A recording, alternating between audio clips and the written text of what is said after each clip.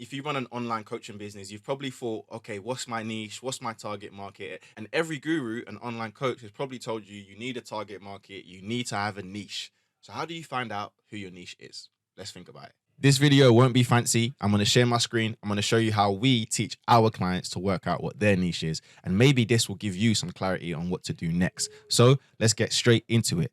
Now, we need to think of it like this. We've got our ideal client here, right? Who are they? What do they do? How do we work out who they actually are, though? That's the question. Now, my first point of call is to go to my own personal journey. Where were you 2, 3, 4 years ago? What's the transformation that you undertook as a coach? Now, I noticed that if you've been a mum and you got yourself in shape after giving birth, you could be a postnatal coach because you understand that journey. You resonate with that journey. One thing I see too many coaches doing is they think that, oh, because they're a coach and they want to attract busy professionals, they just shoot for busy professionals. Or they want to say, oh, I work with entrepreneurs, like, but they have no experience being an entrepreneur. Like, the reality is that you want to try and attract people that you relate to. So for me, it was former athletes, it's men who are trying to get in shape, it's men who want to have high performance, it's men who want more energy, who want to look good in front of the mirror. That's my crowd. You have to think about what is your crowd, but what's your journey? Your journey plays a major role. So if you have not had a transformation, like me, I never had a transformation. I've been in shape all my life. So it's hard for me to talk about, well, I was this and now I'm this. No, that's fine. If you've never had a transformation, you have to think about something else, which is the next step. Who do you actually get results for? If you've been coaching in person, online, who have you already got results for? That's a good starting point, because that type of person might be your ideal client already. So you need to kind of think on that level. Who am I already getting results for? Who do I have testimonials for? That can be a starting point. And you have to remember, your niche is malleable. Your niche is not going to stay the same forever, but it will help. The next question you may ask yourself is, what do I actually want to do?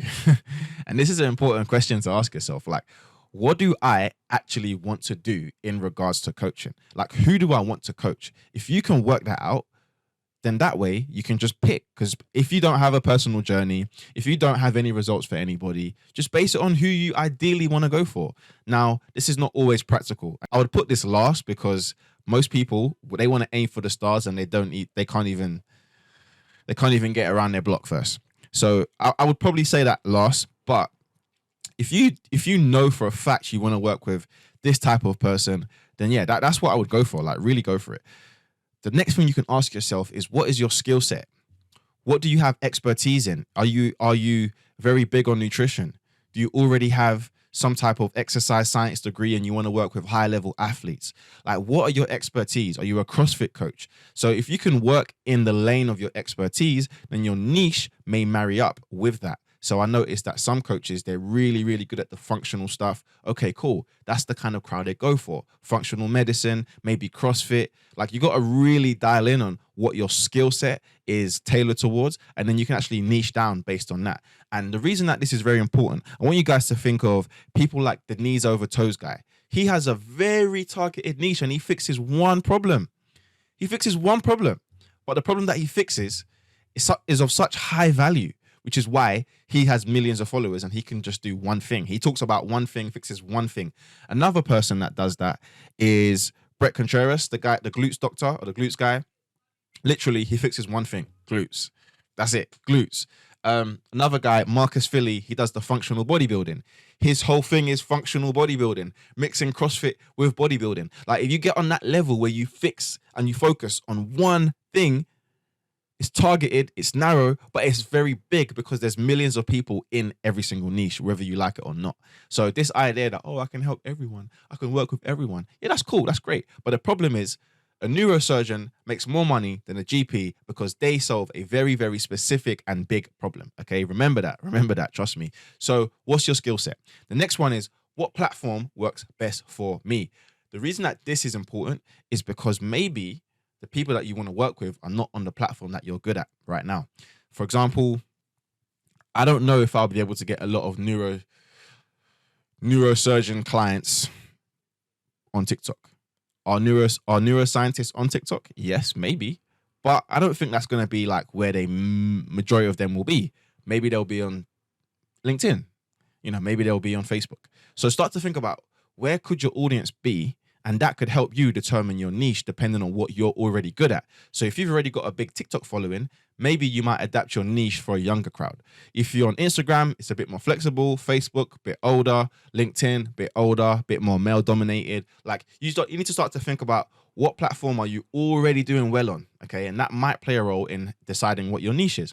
And then lastly, who are you already attracting? If you're already putting content out there, you're creating a good audience, you're already doing stuff, who's reaching out to you? And that might play a role in deciding who you are actually going to pick as your ideal client avatar, your niche, your target market. Because if you're posting loads of content towards men and bodybuilding, but you notice that all these young mums are reaching out to you because they want to lose weight, maybe you pivot and you become the mums coach. Just because you're posting something, but people are not resonating, but actually it's attracting a certain type of people, that can be your niche. So the niche is malleable. You don't want to niche down too much, but you do need to have a niche. Again, I will use those 3 examples. Knees over toes guy, the glutes guy, and Marcus Philly. They all do 3 different things, but they're all hugely successful based on focusing on one thing at a time. If you think that, oh, because I can help men lose weight, but I can also help mums lose weight, and I can help men build muscle, like you're going to just kill yourself trying to create content for all these different problems. But focus on one thing. Again, the neurosurgeon makes more money than the GP, okay? If you found this useful, like, share, subscribe, check out the podcast. And if you want to know exactly, and I mean the exact step-by-step process to growing to 10K per month as an online fitness coach, it's not easy. You can do it in a year, 2 years. Check this video out right here. Peace.